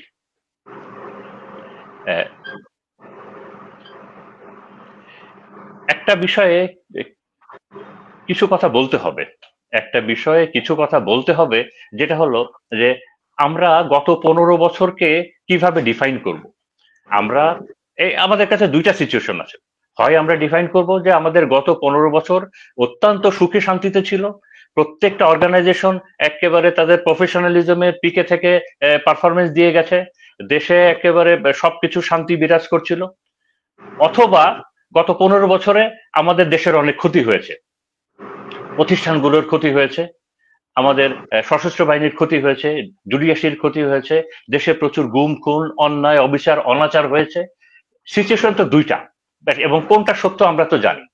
তাই যদি হয় তবে আমাদেরকে তো এই জুলাই বিপ্লবের পরে একটা জায়গা থেকে তো শুরু করতে হবে, দেশটা তো পুনর্গঠন করতে হবে। আমরা যদি বিশ্বাস করি যে না, গত 15 বছর আমাদের অনেক ক্ষতি হয়েছে, তাহলে তো সামনের দিকে যেতে হবে। এখন অনেকে বলার চেষ্টা করে যে দেখো, আমলাতন্ত্রে আমাদের যারা ব্যুরোক্রেসি, তাদের তো বিশাল প্রবলেম, দুর্নীতি আছে বিভিন্ন সমাজের অন্য সেক্টরে, তোমরা ওগুলো নিয়ে অত কথা বলো না কেন? তোমরা শুধু এই সশস্ত্র বাহিনী কিংবা এগুলো নিয়ে এত বেশি কথা বলো কেন? তাদের কাছে আমার ব্যক্তিগত নিবেদন হলো, দেখেন, আর কোনো বাহিনী কিন্তু বুকে হাত দিয়ে বলতে পারবে না, এটা ব্যুরোক্রেসিও বলতে পারবে না, ডাক্তাররাও বলতে পারবে না, ইঞ্জিনিয়াররাও বলতে পারবে না, কেউই বলতে পারবে না যে 20 বছর আগে আমরা খুব সাহসী দেশপ্রেমিক ছিলাম। এটা আমার সেনাবাহিনী বলতে পারবে, এটা বিজিবি বলতে পারবে যে 20 বছর আগে, তার আগে আমাদের গর্বের ইতিহাস ছিল। এবং আমি এটাও বিশ্বাস করি যে আমাদের সীমান্তে, মেইনলি ভারতের সাথে, এবং সীমান্তের দৈর্ঘ্য হলো 4100 কিলোমিটার, এবং আমাদের দেশকে যদি আমরা রক্ষা করতে চাই, আমাদের সার্বভৌমত্ব যদি আমরা রক্ষা করতে চাই, আমরা আমাদের সেনাবাহিনীকে, সশস্ত্র বাহিনীকে এবং বিজিবিকে আমাদেরকে সেই পূর্বের ফর্মে নিয়ে যেতে হবে। কাজ যদি আমরা পারি, তবেই আমরা দেশকে বাঁচাতে পারবো।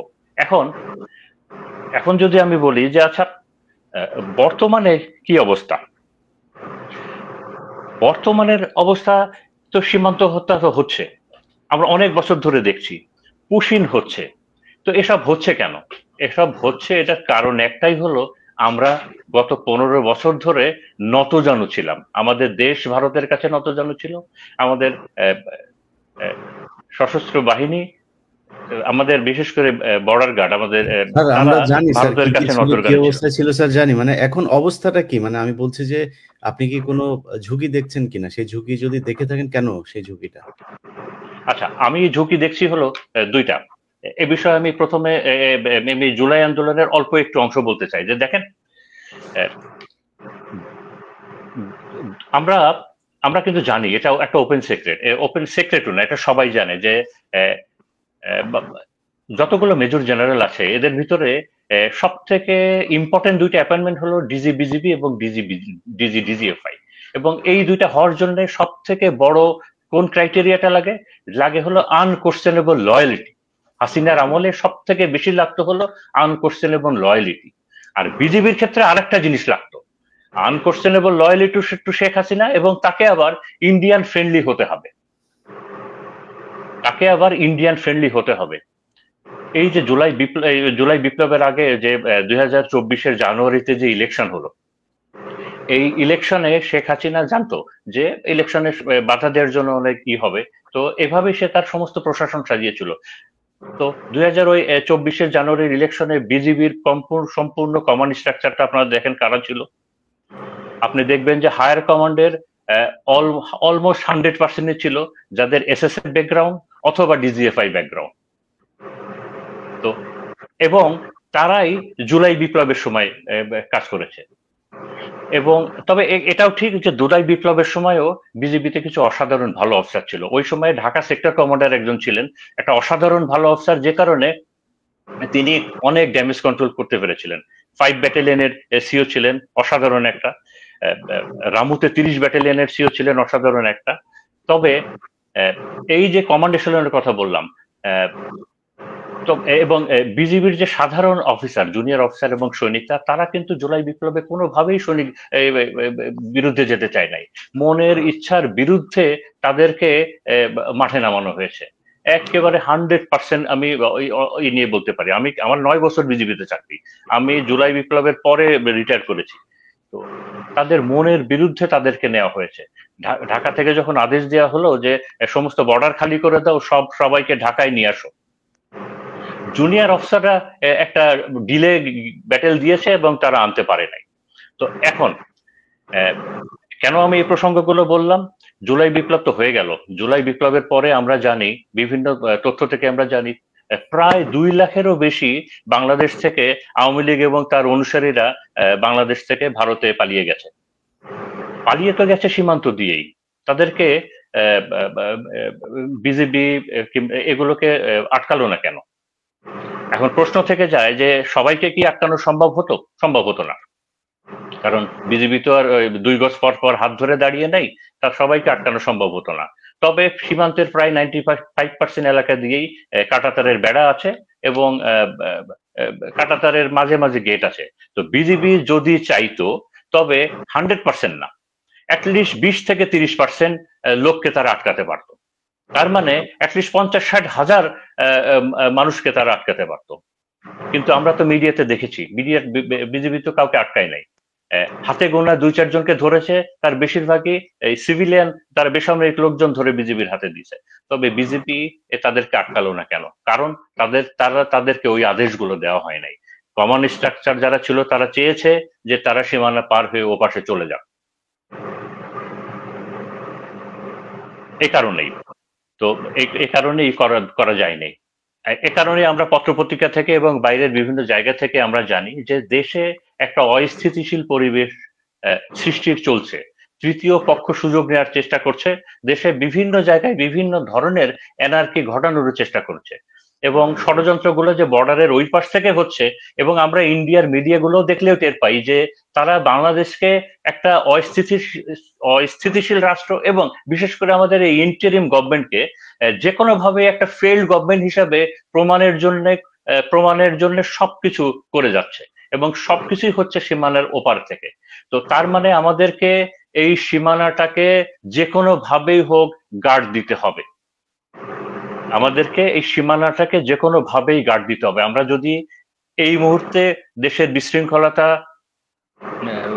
বিশৃঙ্খলা যাতে না হয় সেটা যদি প্রোটেক্ট করতে চাই, যে কোনো ষড়যন্ত্র যদি প্রোটেক্ট করতে চাই, এবং দেশের ভিতরে যদি আমরা শৃঙ্খলা রাখতে চাই, আমাদেরকে সীমানা গার্ড দিতেই হবে, সীমানাটা গার্ড দিতেই হবে।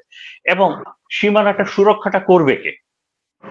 এখন এই $1 মিলিয়ন কোশ্চেন হলো, সীমানাটা এই সুরক্ষাটা করবে কে? দেখেন, বিজিবি নামই কিন্তু বর্ডার গার্ড, তাদের কাজই হলো সীমান্ত রক্ষা করা। তো বর্ডার গার্ড সীমানাটা রক্ষা করবে কার কাছ থেকে? বর্ডার গার্ড সীমানাটা রক্ষা করবে ভারতের কাছ থেকে, আমাদের বর্ডারই তো ভারতের কাছ থেকে। তো তার জন্য আমাদের সবার আগে কি কাজ করতে হবে? ভারতের কাছ থেকেই যদি আমাদের সীমানা আমরা রক্ষা করতে চাই, যে কাজটা বিজিবি করবে, সবার আগে কি কাজ করতে হবে? সবার আগে করতে হবে যে আমাদের এই বিজিবির ভেতরে ভারতপন্থী যে মানুষগুলো আছে, ভারত ফ্রেন্ডলি যে অফিসার গুলো আছে, আওয়ামী লীগ পন্থী যে অফিসার গুলো আছে, এই মানুষগুলাকে বিডিআর থেকে রিমুভ করতে হবে। আপনি যদি ভারত friendly command echelon, Awami League friendly command echelon, এদেরকে যদি বিজিবিতে রেখে দেন এবং আশা করেন যে তারা ভারতের সাথে বাংলাদেশের 2,4,100 কিলোমিটার সীমানাটা একেবারে সুন্দরভাবে পাহারা দিবে, দিস ইজ অ্যাবসার্ড। তো এটার প্রথম কাজই হলো এটা। আপনি করবেন কিনা, সরকার করবে কিনা, সেটা অন্য বিষয়। দ্বিতীয়ত হলো, এটাই যদি আমরা করতে পারি তাহলেই এই ইন আউটটা বন্ধ হবে। 2 নাম্বার হলো যে মানে সরাসরি আসি আলোচনায়। ধরেন এখন যারা আছে বিডিআর এ, তারা কি ভারত ফ্রেন্ডলি আছে নাকি বাংলাদেশ ফ্রেন্ডলি অফিসাররা বিডিআর এর দায়িত্ব নিতে আছে? আমি যদি ওই সময়টাকে আবার ফেরত যাই, যে 2024-এর জানুয়ারির ইলেকশন, সেই সময়ে যতগুলা রিজিয়ন কমান্ডার বলি, যতগুলা রিজিয়ন কমান্ডার ছিলেন, আপনারা খোঁজ নিলে দেখবেন এরা অলমোস্ট সবাই এসএসএফ ব্যাকগ্রাউন্ড অথবা ডিজিএফআই ব্যাকগ্রাউন্ড। যতগুলা সেক্টর কমান্ডার ছিলেন এরা আইদার এসএসএফ অথবা পিজিআর অথবা এনএসআই অথবা ডিজিএফআই অথবা কেউ ছাত্রলীগ করতো, যুবলীগ করতো, আওয়ামী লীগের অমুক এমপির জামাই, অমুক মন্ত্রীর জামাই, এরকম ছিল। এবং তাদের একটা উল্লেখযোগ্য অংশ এখনো আছে। অনেক দেশপ্রেমিক অফিসারও আছে। আমি যেটা বললাম যে কয়েকজনের কথা তো আমি বললাম। তো আপনি যদি এই আমাদের এই গর্বের বিজিবিকে যদি সেই পূর্বের, কেমন স্যার এখন যে বিজিবি আছে উনি কেমন, মানে বাংলাদেশপন্থী না ভারতপন্থী? আমি এই কথার আনসার শুধু আমি একটা লাইনেই দিব যে শেখ হাসিনার আমলে বিজিবি এবং ডিজিএফআই হওয়ার সব থেকে বড় ক্রাইটেরিয়াই ছিল আপনি মানুষ কেমন হন, আপনার প্রফেশনালিজম কেমন, ক্যারিয়ার কেমন, এগুলোই ছিল না।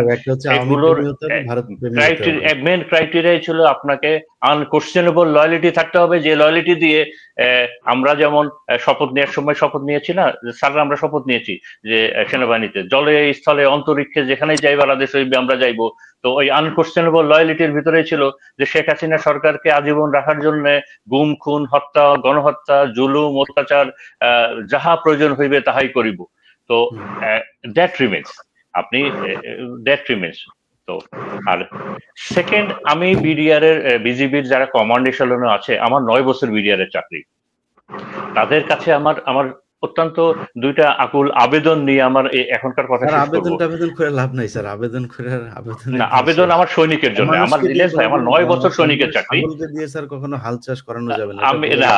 আমি তারপরে আপনার কাছে 1 মিনিট সময় চেয়ে নিচ্ছি। আবেদন আমার 9 বছর বিডিআর এর চাকরি, আমি এই সৈনিকের জন্য, যে যারা কমান্ডে আছেন তাদের শুধু বলছি যে দেখেন, আমার বিজিবির সৈনিকের সব থেকে 2টা জেনুইন প্রবলেম, তাদের ছুটি এবং তারা তাদের ফ্যামিলির সাথে থাকতে পারে না।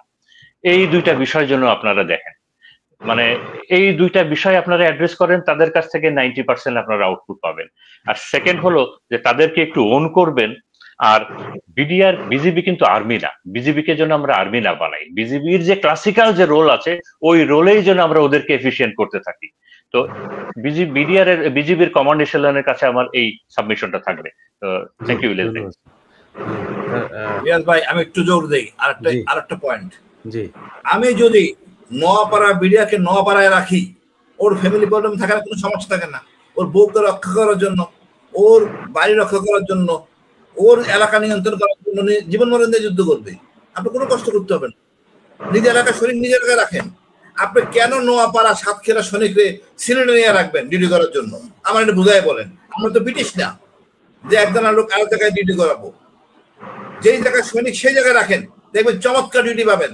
আপনার ওই ফ্যামিলি কোয়ার্টার বানাইতে হবে না, ওই এলাকা উন্নয়ন হবে। এটা শুধু বিডিআর না, এটা আপনার পুলিশেরও দরকার, যাতে নিজ পকেট নিজের বেতনের টাকা দেশে কাজ মানে দেশ সেবা করতে পারে। এখন তারা কি করে, উপদেশ দেয় এমপি মন্ত্রী রাজনীতিবিদদের, তখন উপদেশ নেবে তার শিক্ষকের, তার পরিবারের শিক্ষকের, মাদ্রাসার টিচারের। দেশটা সুন্দর শান্তি হবে। আমরা তো চাই একটা ভালো সেনাবাহিনী, ভালো পুলিশ, ভালো বিডিআর। তাকে যার যার জায়গায় তাকে সেখানে রাখেন, তার কাজ করলে তো হইলো কাজটা, খালি খালি ঝামেলা কারোই কেন। ধন্যবাদ ভাই, সরি মাঝখানে ঢোকার জন্য।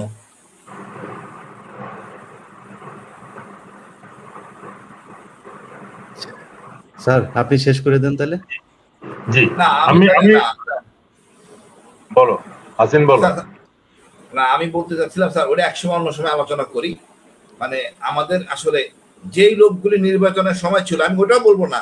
এখন তো মনে করেন নুরুল সাহেব বলছেন নির্বাচন 18 সালে কি হয়েছে, 164 করছেন। এই 164 পরিষ্কার করে বলছেন গোয়েন্দারা জড়িত ছিল। টান দিলে কিন্তু আপনি জেনারেল খুঁজে পাবেন না, আপনিতে মহাবিপদ। এই জন্য ইউএন থাকতে হবে। তারপরে আইজিপি উনি যদি বলেন তাহলে অনেক বিপদ আছে। কোর কমিটিতে কারা ছিলেন, তারা কারা কারা কারা আদেশ পাইছেন। তারপরে খায়রুল সাহেব এখন ধরা পড়ছেন। সুতরাং দায় এড়ানো খুব কষ্ট। আমি মনে করি সবাই আমরা সত্য স্বীকার করি, ন্যায় বিচার প্রতিষ্ঠিত করি, দেশটাকে শান্তির জায়গায় নিয়ে আসি। ধন্যবাদ। জি হাসান নাসির আপনি শেষ করে দেন। আমি একটু জাস্ট এই কতগুলো কথা আবার আমরা সশস্ত্র বাহিনীকে প্রতিষ্ঠান হিসেবে, জাতির মেরুদণ্ড হিসেবে পুনঃপ্রতিষ্ঠা করতে হবে। কিন্তু আমরা এখনো দেখতেছি যে একটা গোষ্ঠী গত 16 বছরে ঢাকার বিভিন্ন জায়গায়, যেটা অলরেডি মেজর শাহিন বলছে এবং কর্নেল হাসিন টাচ করেছে, এটা কিন্তু এটা বের করা খুব সহজ। তারা ঘুরে ফিরে ডিজিএফআই, র্যাব, এনএসআই, এসএসএফ, তারপরে ঢাকা ক্যান্টনমেন্ট, না হলে ম্যাক্সিমাম তাদের পোস্টিং হচ্ছে সাভারে। এই জিনিসগুলা মানে এইটা কোনো প্রতিষ্ঠান, সশস্ত্র বাহিনীতে এটা কখনো ছিল না। যেটা এই যে গোষ্ঠীটা, একটা গোষ্ঠী, তারা কন্টিনিউয়াসলি এই সার্কেলের মধ্যে রয়েছে, এবং এই সার্কেলটা যদি আইডেন্টিফাই করা যায় তাহলে বোঝা যাবে কারা স্বৈরাচারের। তারা এখনো ষড়যন্ত্র করছে, তারা এখনো ডিস্টেবিলাইজ করার চেষ্টা করছে। আমি আপনার সাথে যখন কথা বলতেছি তখন আমার ফেসবুক লক করে ফেলছে, অলরেডি হ্যাক করে ফেলছে। আমাদের এনডিজের আরো কয়েকজনের ফেসবুক হ্যাক করেছে। মানে এটাতে নিশ্চয়ই কোনো সিভিলিয়ান কেউ করবে না। একটা জিনিস বোঝার বিষয়, এই আমরা কথা বলতেছি মোস্টলি সশস্ত্র বাহিনী বা সশস্ত্র বাহিনী সংক্রান্ত সংস্কার, বিচার, বিডিআর হত্যার বিচার, যেটার সাথে সশস্ত্র বাহিনীর কেউ না কেউ জড়িত। তার মানে আমাদের পিছনে কে লেগেছে, কে লাগছে, কে আমাদেরকে ক্ষতিগ্রস্ত বা অপমানিত বা বিব্রত করার চেষ্টা। এটা কিন্তু জনগণ বুঝতে পারছে। এই জিনিসটা সশস্ত্র বাহিনীর এরা বুঝতেছে না, যে আমি যাই কিছু করব, বা আমি যদি আমাদের এই গ্রুপের কারোর বিরুদ্ধে বা আমার বিরুদ্ধে যদি কেউ অ্যাটাক করে, এটা কে করেছে এটা সারা দেশের জনগণ জানে। এবং এটা সত্য হলে তোমাদের কন্ট্রোলে সবকিছু আছে, তোমরা পুরো ফাইল বের করে, মানে ফাইনান্সিয়াল কিছু হইলে তোমরা এনবিআর এ দাও, আইন শৃঙ্খলা বিষয় কিছু হইলে তোমরা পুলিশকে দাও, ফটোকার্ড বানাও না। আর সরকার যদি এটাকে মানে নিয়ম শৃঙ্খলার মধ্যে আনতে চায়, তাহলে কিন্তু একটা শাফটিং বাই অর্ডার করাইতে পারে।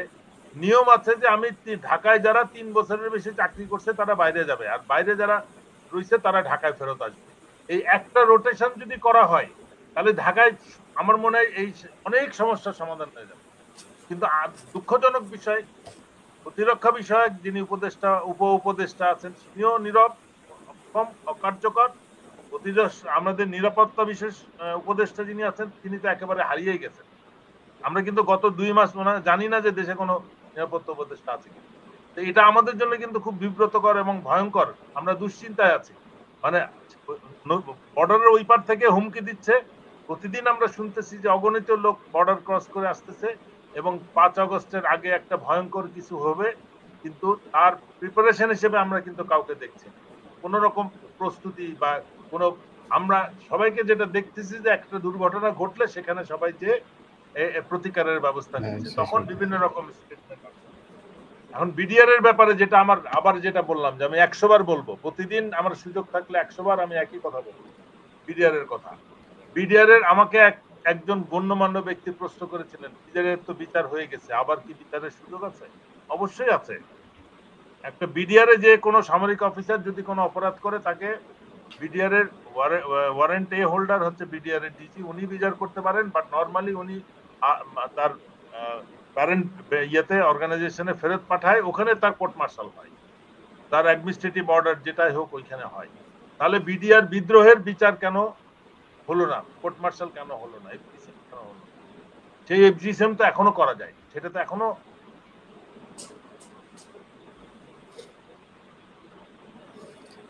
জি। স্যারের ফেসবুক হ্যাক করার পরে বোধহয় বাসার ওয়াইফাই কারেন্টের লাইনও হ্যাক করলো কিনা জানি না।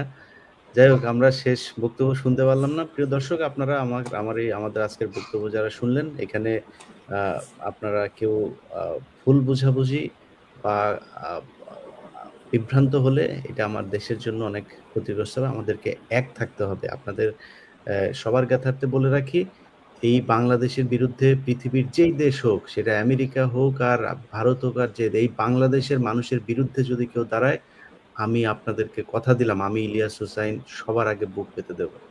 অতএব দেশপ্রেম শিখায় লাভ নাই, আপনাকে বাস্তববাদী হতে হবে। আমরা এই দেশের আলেম সমাজকে চাই, তারা এই দেশ শাসন করুক। এবার আপনাকে সেটাকে সরিয়ে বলেন চাই, যেইভাবে দেখতে চান আপনাদের ওই জায়গায় আমরা দেখতে চাই, কিন্তু সেই যোগ্যতাটা আগে আপনাদেরকে করতে হবে। এখনো পর্যন্ত আপনারা কিছু হলেই সেই তাদের কাছে, তাদের পেছনে আপনাদেরকে ছুটতে হয়। আমরা এই যে গত এক বছর হলো, এখন পর্যন্ত একজন আলেমকে আমরা দেখলাম না, সেখানে নিয়ে গেল। সেই সক্ষমতা দাঁড় করাতে হবে। কথায় কথায় এই বাইতুল মোকাররমের উত্তর গেটে গিয়ে যদি বিশ্বকে দাড়ি টুপি দেখায় বাংলাদেশে একটা মৌলবাদী রাষ্ট্র, এটা প্রমাণ করার চেষ্টায় যারা ফাঁদ পাতে, সেই ফাঁদে পা দেন, তাহলে এই দেশের অবস্থা ভয়ঙ্কর হবে। আমরা আমেরিকার পক্ষের না, আমেরিকার পক্ষে দালালিও করতে চাই না। আমেরিকা আমার দেশের কোনো নিয়ন্ত্রণে নেই, সেটাও আমরা চাই না। কিন্তু আপনাকে বুঝতে হবে যে আমাদের পাশে একটা বিশাল বড় বাঘ আছে। সেই বাঘের সাথে আমাদেরকে যদি লাগতে হয়, তাহলে আমাদের পাশে এমন একটা শক্তি দরকার, যে শক্তির কাছে আমরা আমাদের যেই শত্রু, তার মোকাবেলা করতে পারবো। তো এটাই, আমরা আস্তে আস্তে এই বিষয়গুলো নিয়ে আরো অনেক কথাবার্তা বলবো, আলাপ করবো। স্যার মনে হয় হেরিকেন জ্বালিয়ে বোধহয় এসছেন। হারিকেন জ্বালানোরই অবস্থা। কিন্তু আমি কথাটা শেষ করতে চাচ্ছি, সেনাবাহিনী, সশস্ত্র বাহিনীর এই নিয়মটা ফেরত আনতে হবে যে 3 বছরের বেশি কেউ, মানে একটা হচ্ছে যে ঢাকা হচ্ছে একটা প্রিভিলেজড এরিয়া, এইখানে 3 বছর চাকরি করলে তাকে অবশ্যই অফ স্টেশনে যেতে হবে। তো শুধু যদি এই লিস্টটা সরকার আজকে চান যে সশস্ত্র বাহিনীর কারা গত 15 বছর কে কোথায় ছিল, ঢাকায় যারা এই মুহূর্তে আছে, তাদের লোকেশন বের করলেই কিন্তু সশস্ত্র বাহিনীর কার্যক্রম অটোমেটিক সমাধান হয়ে যায়। আর আমি যেটা কোর্ট মার্শালের কথা বলছিলাম, যে কোর্ট মার্শালটা এখনো হয় নাই। যে ব্যাটালিয়ন গুলা